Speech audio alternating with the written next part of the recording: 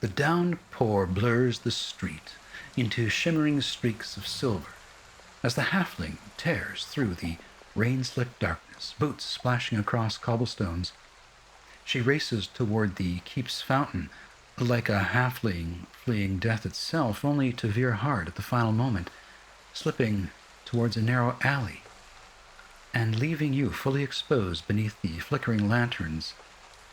From the shadows they come, brutes, blades drawn, their grins sharp and humorless. The air seems to thicken with danger. "They're on to us," the halfling shouts, her voice both warning and signal. "Get 'em!" Welcome to Nosh Solo.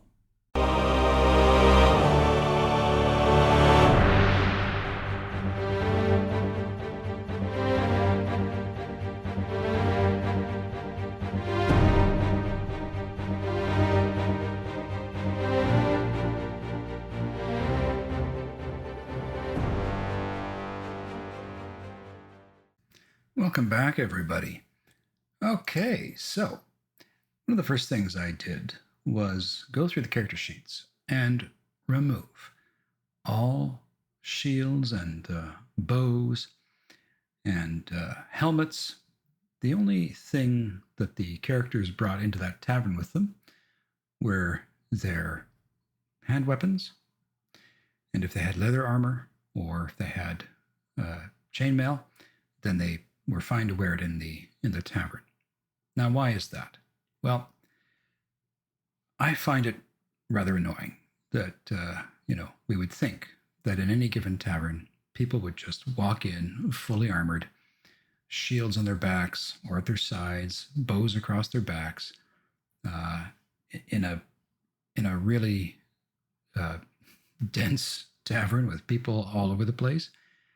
Yeah, I don't think they're going to be dressed up, ready for combat in that way. So I've gone through and just stripped everybody of those, what I consider to be tavern non-essential things. So they're not completely without any defense or any ability to do combat. Now, the other thing is that they burst out of the tavern. Oh, and I guess you're wondering, well, then where is all their stuff? Well, they left it at Benwick's, and Benwick will have Ven or Jarrell take their stuff over to their rooms at the nearby inn, and perhaps indeed those two acolytes will be taking their stuff over to the nearby inn as they watch this fight play out. So the other thing we have to do here is determine partial surprise, because the characters certainly are aware that there's a potential for them to be confronted as they go after this halfling. And those confronting them clearly weren't sure when they were going to come bursting out the door, and people are coming and going from the tavern. So we're going to do a little quick contest here of who gets to be surprised and who doesn't. So it's very simple. If you have two groups, you choose someone to be a leader of that group, and in this case, we'll choose Garran. For the other side, it'll be the halfling. And then you go and take a look at their abilities and their traits. Garran's got combat reflexes. He's got tactics. His IQ is 10. We look at the halfling, whose IQ is greater than 10, but who doesn't have combat reflexes or tactics. Well, these are all going to give some bonuses to either side. So for Garran, because he's got combat reflexes and tactics, he's going to get +3 to his roll on a d6. The halfling, because she's smarter than Garran, gets a +1. So on a d6, they're each going to roll. Garran adds 3. The halfling adds 1. So we'll throw a +3 down into the mod box here, and we'll get Garran rolling. D6 +3. Oh, so he got a 9. Well, with a +1 on a D6, there's no way that the halfling is going to beat this. So it's going to be the opposing side here who are going to be partially surprised. And what does that mean? Well, they're all going to be mentally stunned for at least one turn and can take the do nothing maneuver for that first turn. I'm going to pause the recording so I can go and drop all that into the combat trackers. One moment. Okay, so in the combat tracker, I've added the maneuver do nothing for each of the enemy, plus the stunned mental for each of the enemy. At the end of their turn, they get to roll to break this mental stun, and every turn after the first that they continue to have to roll, they get a +1 to that roll. So it's a momentary stun, that's what it's meant to be, but if they roll poorly, they can still be in a bit of a daze. Now, I am simply going to wait until everyone's gone through their rotation in the combat tracker. When we come back to Thug 1 here, that's when I'm going to roll for the IQ. Because I want to essentially remember that throughout these intervening rotations of characters' actions, all of them are doing nothing. All of them are stunned. And it's only once they get to choose or have a new turn that they actually get to technically roll to see if this is done. The mental stun's over, and they can choose a new action. In between that time, they're going to be at -4 to their active defenses. So I kind of just want to keep this up in the combat tracker so I remember that they're all going to be at -4 for any active defense while they're stunned. So we're just going to roll down the line here because all these thugs are doing nothing. The halfling is doing nothing. And our first PC to act is Kael, Whisper Velric. So what does Kael do? All right. Kael has, I believe, the fast draw sword skill. So he is going to try to ready his sword in 0 time. Let's see what happens. So he succeeds by 2. So he draws his rapier, and what he's going to do is he is going to take a move and attack maneuver, and he's going to try to close distance with this thug over here. Now, I should mention the thugs are wearing leather torso armor. They have boots, and the thugs all have daggers drawn. This is how they're starting the combat, with daggers drawn, not with maces in their hands. So that's what Kael's going to do. He's going to do a move and attack, and that is to, well, does he have enough movement to get over there to do an attack? That's a good question. He's got a move of 6. So let's see, 1, 2, 3, 4, 5, 6. No, he can't get there in that time, so he'll have to do a move maneuver. So we'll drop that into the tracker, and then I'm going to have Kael here. We'll zoom in for your benefit. He's going to go basically 1, 2, 3, 4, 5, and 6. Still not close enough for him to attack with his rapier, which has a reach of 2. Okay. That's Kael's, what he decides to do on his turn. What's Penny doing on her turn? Well, let's zoom back in on Penny here. Penny is going to have to ready a weapon because she does not have a fast draw skill. So I'm going to drop the ready maneuver onto her. And basically what she does is she takes a step and readies her short sword. Who's next in our lovely combat? We've got Thelwyn, Shadowglen. Well, Thelwyn is feeling rather, under-equipped at the moment. He's much happier with his bow in his hand. However, he has a short sword that he's not trained to use very well. So he is going to take a ready maneuver, and he is going to step forward as well. Who's next? The ruffian with a light club and attitude. Well, we know that all of these individuals remain stunned for their first turn. So I'm just going to plow through them all.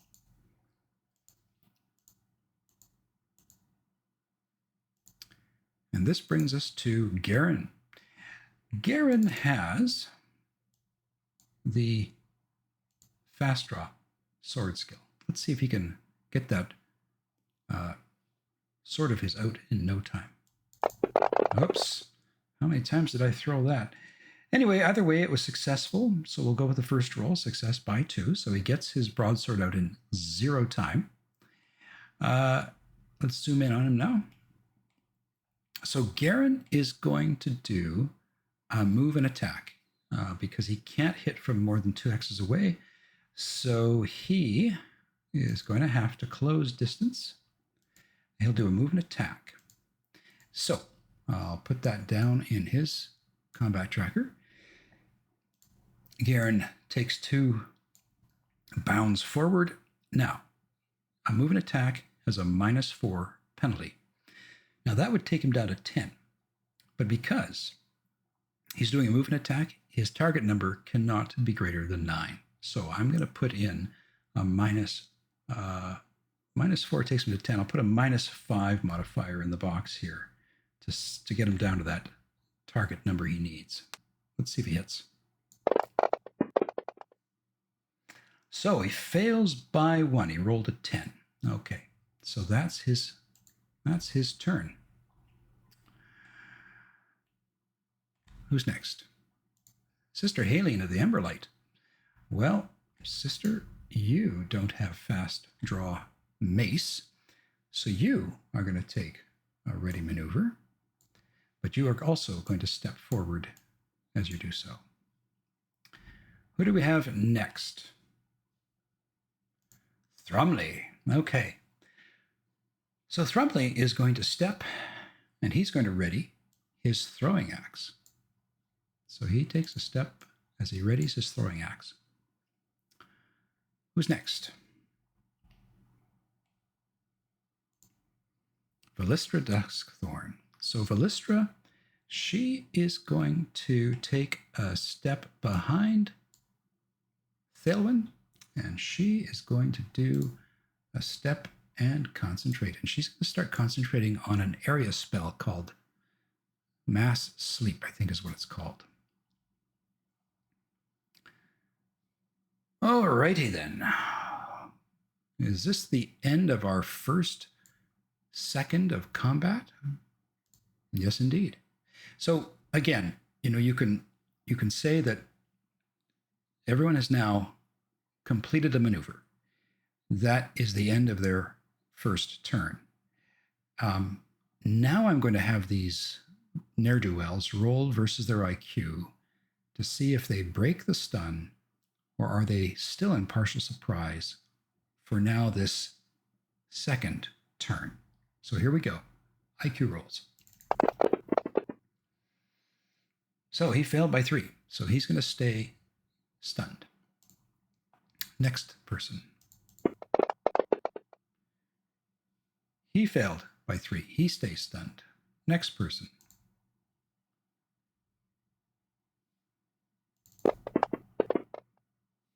He failed by 3. He stays stunned. Next. The halfling. Okay.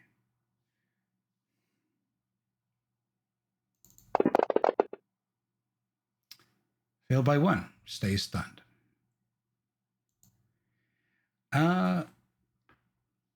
Okay, so it's now Kael's turn. So Kael is now going to take a step and attack because he can reach. He can reach his target because of the reach of his rapier of 2. So we'll put a attack on here, and this is simply him taking a step and attacking this guy who is still stunned.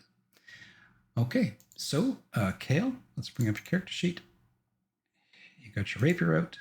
Stabby stab. So you succeed by 3. Okay, so this thug, the thug has a dodge of 9. Now, when you're stunned, you can't do a dodge and retreat. He has a parry of 10, but he has a dagger currently out. So he'll be at -4 for the being stunned. However, he is going to spend a point of fatigue to get a little boost in his defense there. So I'll give him a +2 for that, and he'll be dodging on a -2. He needs a 9, typically, but he has to roll a 7 or under now. And he fails. So how much damage does Kael do to him? Oh, nothing. Because now it says 0 here, but it's impaling damage. So he does a minimum of 1 point of impaling, but it doesn't even pierce the guy's DR. His leather just takes the hit. So he does not actually injure him. Okay, that's Kael's turn. Who do we got next? Penny, Thistlelink, Underbow. So she now has a ready short sword. What is Penny's move? 6. Let's zoom in here. 1, 2, 3. She can do a move and attack and try to hit this guy. Let's see how that goes. So I'm going to drop a move and attack into her combat tracker and see how she does. Okay. She goes 1, 2, 3. Now, remember Penny's size mod. Well, the thugs are size mod 0. That means it's -2 for them to hit her, but she's at +2 to hit them. So I've got to remember that she always gets a +2 when she's fighting somebody larger than her in this way. That's not always going to be a +2, but when it's somebody size mod 0, it's a +2. So the first thing I'm going to do is go down to her combat tab. Now, because of move and attack, it's going to be at -4. That should put her spot on to the 9 she needs, but she gets that +2. So I'm going to do 2 things. I'm going to put we'll put the modifier of -4 in for the move and attack. Then we're going to put in a +2 for the size mod difference. So she's attacking at a -2. Well, actually, that's not correct. When you do a move and attack, your target number cannot be any better than 9. So it's immaterial. We put it back to -4. If this was a regular attack, that would not apply. All right. Does she hit him? So she fails by 3. She misses by 3. Okay. So that was Penny's turn. We're going to zoom back out. And now it is Thalwin's turn. So Thalwin had readied his short sword last turn. And now he is going to, let's see. He is going to move. He's going to try to move in on this guy down here. So we'll do a move maneuver. And Thalwin, you've got a move of what? 4. Okay. So he goes 1, 2, 3, 4. Okay, who's next? Ruffian with a light club and attitude. So it's this fellow over here. He's got to roll versus IQ to break that stun. Again, this is the ending of his initial first turn before he starts that second turn. So he fails, he'll still be stunned. How about this fella? He succeeds.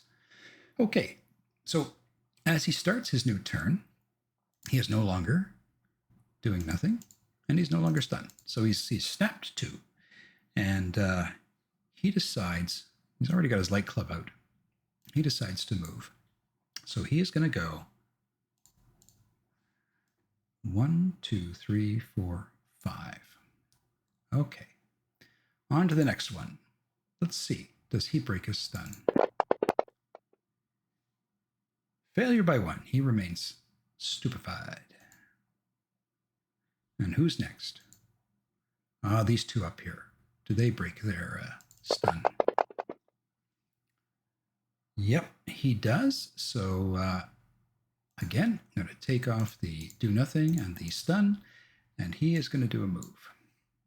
He hears the clatter of shouts, and he wants to get down there.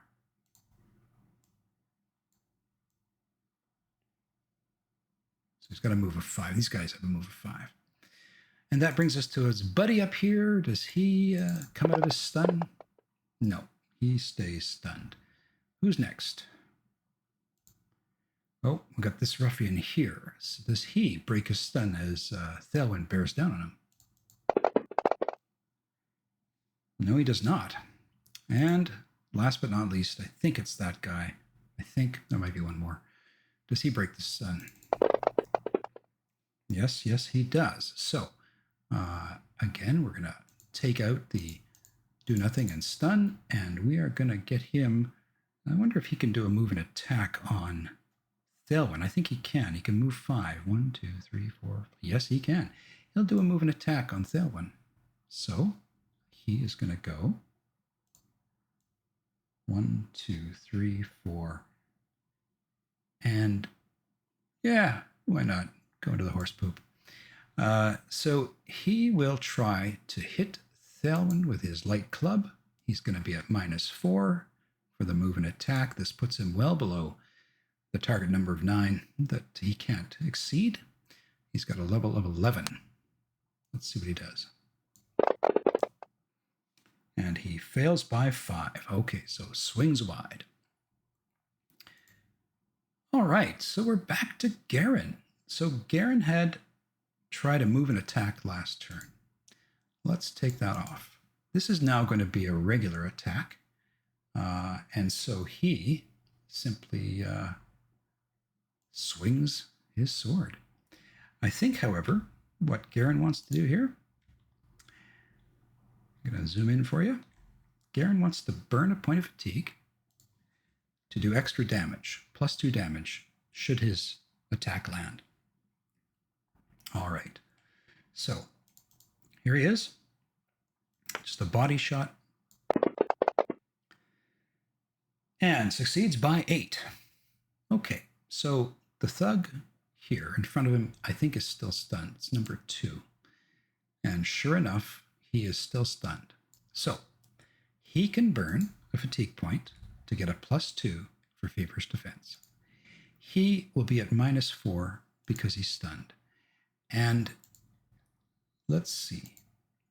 He has a knife out, so no, he's going to try and dodge. And he succeeds by 0. All right, just does it. Okay. Better luck next time, Garran.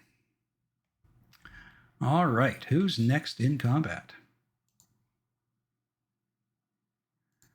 We've got Sister Haleen of the Emberlight. So she's got a move of 4. Can she move and attack this guy? Yes, she can. So she is going to do a move and attack, and we'll put that down on the combat tracker. Here she goes. She's going to move up. Now, same thing applies here. She'll be at a -4 for this attack, and she's just as skilled as those ruffians. So let's see if she can actually hit him. And she fails by 2, so the mace head swings wide. All right, who's next in our sequence? It's Thrumley. Now, Thrumley had readied his axe, his throwing axe. So let's see what happens here.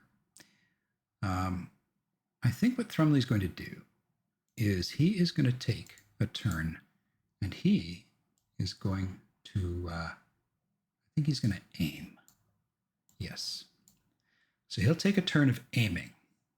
And he is going to target this guy here. Whoops, wrong person. Okay. Let me correct that. There we go. Thrumley is going to target someone. This guy here. All right. So let me activate Thrumley. There we go. 9 yards away. He'd have a -4 if he was just to throw it like this. But he's going to take a moment to aim that axe. All right. So who is next? Velistra. So Velistra, she's going to continue to concentrate, but I think she'll take a step and concentrate. I think she'll step this way. One step forward. Okay. Now, this brings us to the end of everyone's second turn in the combat. We're back to this thug up here. Now, this time he gets a +1 on his attempt to recover from stun. How does he do? And he still fails, even with that +1. So he's still doing nothing. What about this one facing off with Garran? He gets a +1 now. How does he do? He fails by 2. So let's carry on down the line. What about this thug? He was also stunned. He gets a +1 now.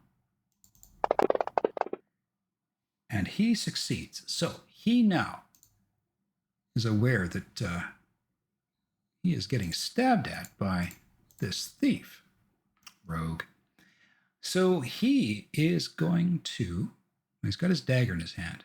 He's going to throw the dagger and then he's going to step back. That's what he's going to do. So we'll drop the attack on him. And I'm going to zoom in again on them. All right. I said what he's going to do is he's going to basically target Whisper. So again, picked the wrong guy. Okay, let's clear targets here. Not sure why I'm mucking this up. All right. Okay, he's going to target Whisper. So they're 2 yards away, which means he's got 0 modifier on this. So he's going to throw that dagger. All right. The dagger does not have an act bonus. He's got a 15 to throw it, and he's got 0 for a modifier. Let's see how well he hits Kael. And success by 2. So the dagger might hit home. Okay, let's call up Kael again. So Kael's got this rapier out. Now for him to parry like a dagger would be a -2. So he's going to dodge. He is going to burn a fatigue point. Yeah. So Kael will burn a fatigue point. He's going to get that +2 for the Feverish Defense.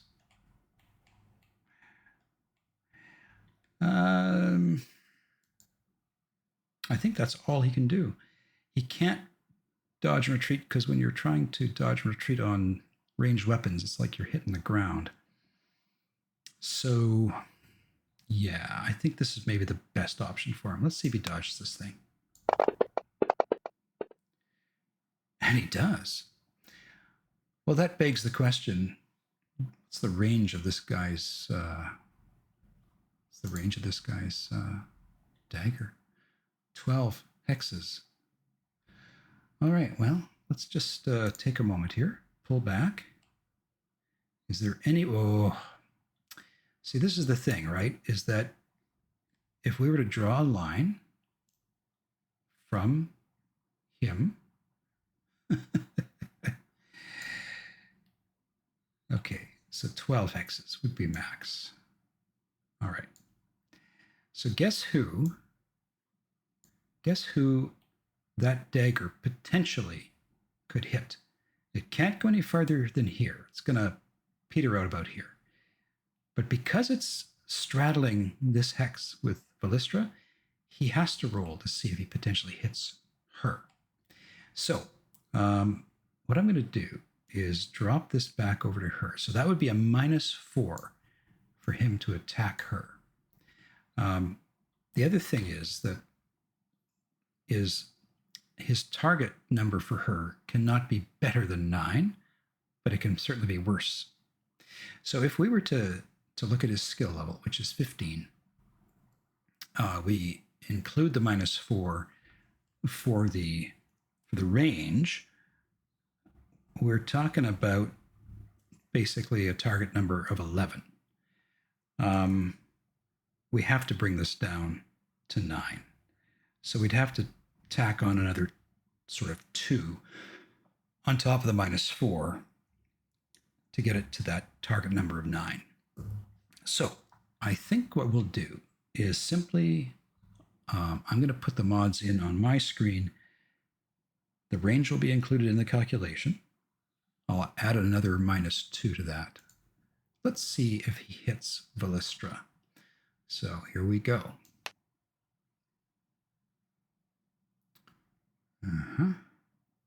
One moment, please.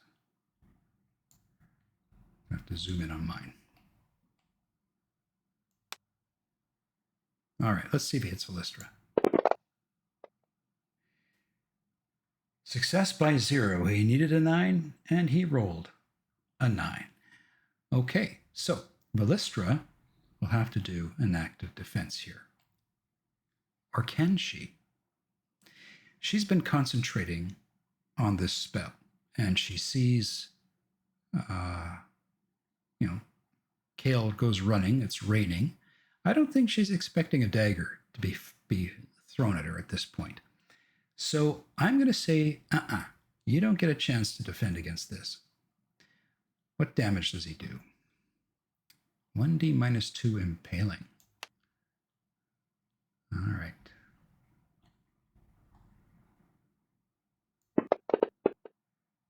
So he does a minimum, I believe, of 1 point of damage to her.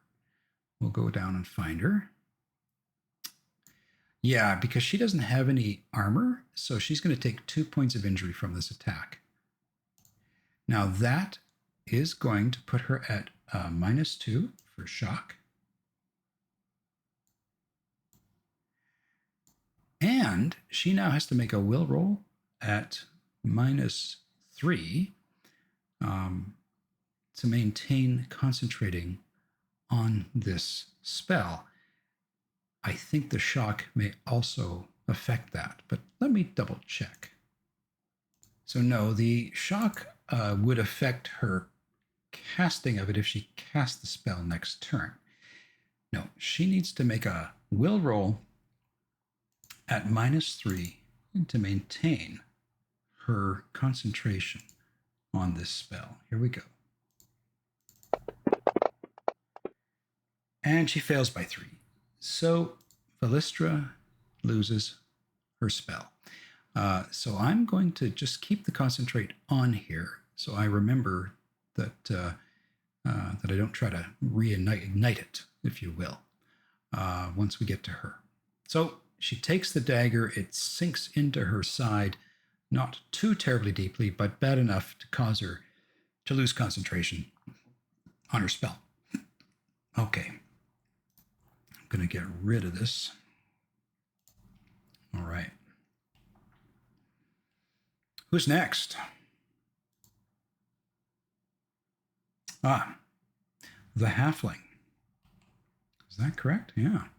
So the halfling has still been stunned, but now gets that +1 to see if she breaches the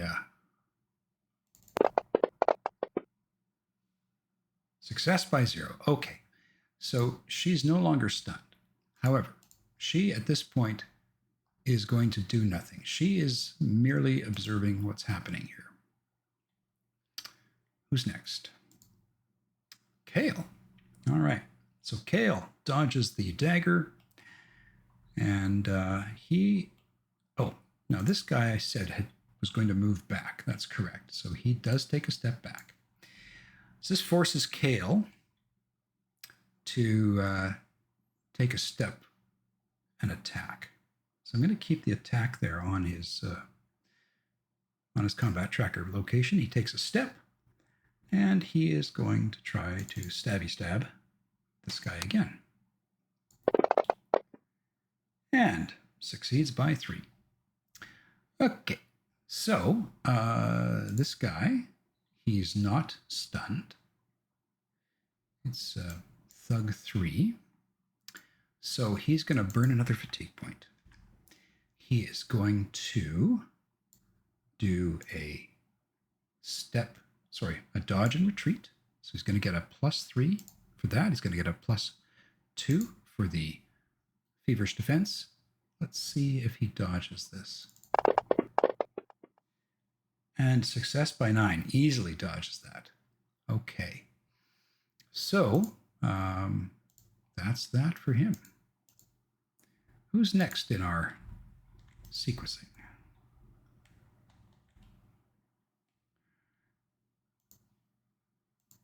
We've got Penny. Okay, so last time she did a move and attack, and this time she's right there. So she is just going to do an ordinary attack, and this is going to get that +2 bonus for size. So let's call up her character sheet, and she's going to swing that sword. So I'm going to give her a +2 for the size mod difference, and here we go. Success by 7. So thug number 1 is still stunned. So he's going to be at -4. He's going to burn a fatigue point to get the +2 for Feverish Defense. And now he is going to try to dodge because he, too, was holding on to his dagger. And he fails by 4. Damage, please. 1d +1 cutting. Oh, she does the most she can. What a hit. Okay, so she did 7 points of damage. His armor reduces that by 2. Anything that gets through armor is multiplied by 1.5 when it's cutting. He takes 7 points of injury. So he's going to, aside from this injury, he's also going to be in shock for -4. So I'm going to drop that in there as well. We're going to apply this damage. And look at that. She took him down by almost half his hit points. What a strike, Penny. Okay. Who is next in the sequencing? It's Thalwyn. So Thalwyn had moved. He has now got this guy with a light club in front of him. And Thalwyn is not very good at fighting the short sword. Okay, well, I think Thalwyn is simply going to try to attack this guy. All the same, it's not a move and attack, it's just a regular old attack. So let's get that going for him. And let's call up his character sheet. So, combat-wise, with that short sword, he's terrible. It's got an 8. Good Lord. You know, I suppose he could burn a fatigue point to improve his chances of hitting. I suppose he could do that. Let's see. Or is that Flurry of Blows? Let me see. I think he's simply going to try to hit the dude with a cut. And fails by 7. Okay. All right, who is next in our combat? Okay, this is Ruffian over here, who is still stunned. Now, he is going to get, let's see, that bonus to recover. Here we go. Success by 0. Okay, so Stun is gone. Do nothing is gone. He is going to move. So that will be his action. And he's going to go. He's going to go 1, 2, 3, 4, 5. Okay. Who's next in our sequencing? This ruffian here. Okay, so he is also going to continue to move. He's going to go 1, 2, 3, 4, 5. I guess he could try doing a move and attack, but no, he'll just finish his move. Okay, who is next? Ruffian with a light club down here. He was still stunned. He gets his bonus now to recover. And he recovers. Success by 2. So we're going to, again, remove these things from the combat tracker, and we'll give him a move as well so that he can jump in there and get in this fight. So he's going to go 1, 2, 3, 4, 5. And who's next? This fella here who was moving before. I think what he's going to do is do a move and attack. So he is going to go, let's see, 1, 2, and he is going to try to hit with his club. And he'll be at -4 for this attack. Let's see if he does it.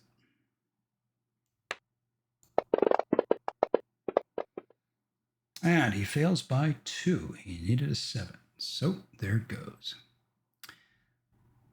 And who's left here? We've got this fella who needs to roll versus IQ. Still stays stunned. All right. And next is this fella here. Let's give him the bonus. Does he recover from stun? Critical success. You bet he does. So he is going to get rid of the do nothing and the mental stun. Can he move an attack? Yes, he can. 1, 2, 3. So he's going to do a move and attack on Thelwyn as well. Be at -4. Let's see if he does it.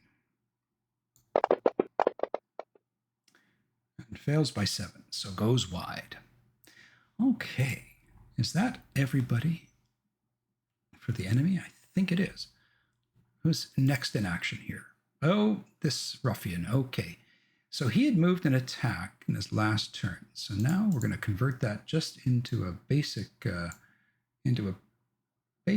attack. All right. Now he is going to try to hit. Just going to try to beat Thrumley about the chest. Nothing special. So let's see if he hits him. Thelwyn, sorry. That's a success. Okay, so Thelwyn, what do you got going for you here? You've got a dodge of 7. You've got a parry of 7. Well, then I think what he will do is he will do a dodge and retreat and get the +3. He will also burn a fatigue point to assist him. So let me find him and put a fatigue point down. There we go. So he'll get the +3 from the dodge and retreat. He'll get a +2 for the Feverish Defense. Let's see if he dodges. And he fails by 1. What damage does this guy do to poor Thelwyn? 1d plus 1 crushing. He does, I bet, nothing. So, yeah. He did 3 points of damage in total, but Thelwyn's mail has a 4 for damage resistance. So 0 gets through. Nothing happens. Bangs off the armor. Okay. Let's back up the action here and see who is next. It's Garran's turn. Ooh. Well, what do you think? Should Garran try a rapid strike and try to hit both these guys with one attack or two separate attacks and burn some fatigue to try to overcome some of the modifiers? Might be something Garran would do.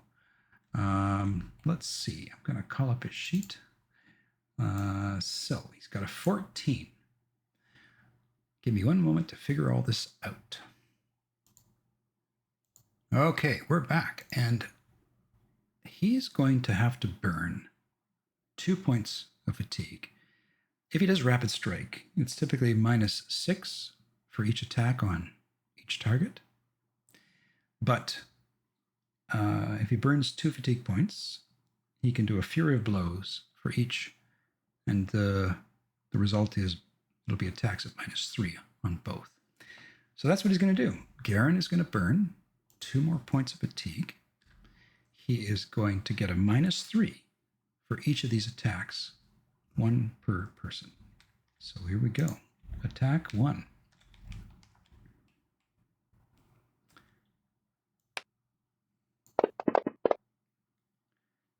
Success. Attack 2.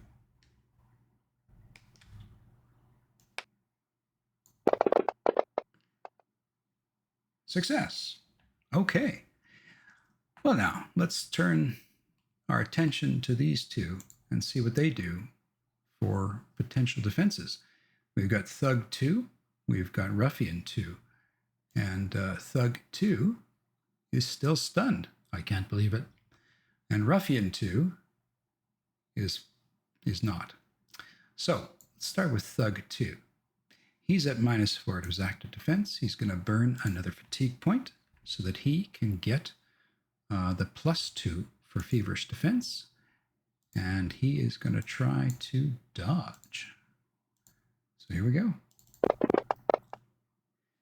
And he fails by 9. Ooh, okay. Let's see about the other guy, and then we'll do the damage.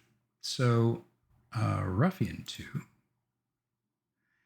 I'm going to go find him. There he is, Ruffian 2. So he doesn't have any negatives to his active defense. So he has a parry of 8 with his light club. So he is going to equally burn a fatigue point.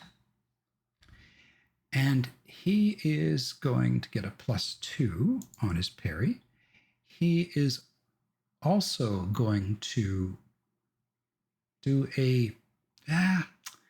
maybe he should do... Yeah, he's going to do a dodge and retreat. Sorry, folks. So he gets the +2 because he burned the fatigue point. But he also gets a +3 because he's doing the retreat.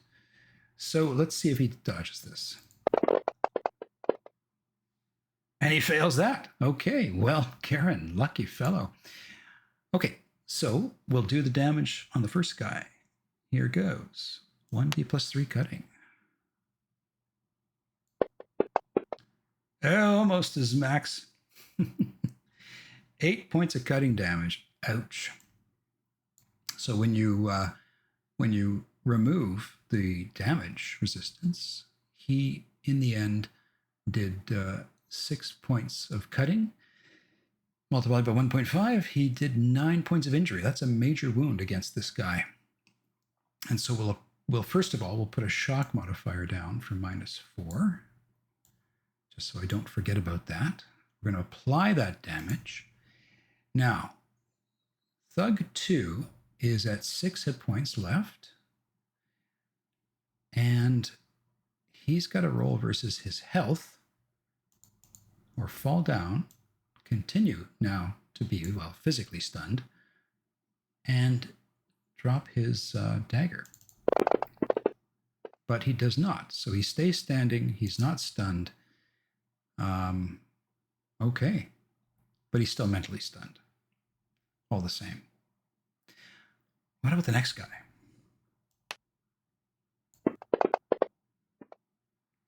And here he does 7 against the ruffian, but the ruffians don't have armor. So this is going to be a major wound against this guy because it's going to be 10 points of damage getting through. That's his entire hit points in one blow. And so he's going to be instantly at half move and dodge because he's at 0 hit points. He's going to have to roll versus health to not be stunned and knocked down. And he equally makes that roll. But he's going to be in shock at -4. So there we go. And he'll be rolling to stay conscious at the start of his next turn. Awesome. Awesome hits. All right. So Garran, wow, the man. All right. Let's pull back out here and let's see who's next in our lineup. Well, it's Sister Haleen. Let's zoom in on her. So Sister Haleen had done a movement attack last turn. Now she's going to convert that. Not convert. She's just going to take a new maneuver, and that maneuver is going to be attack. So she's going to wail on this guy.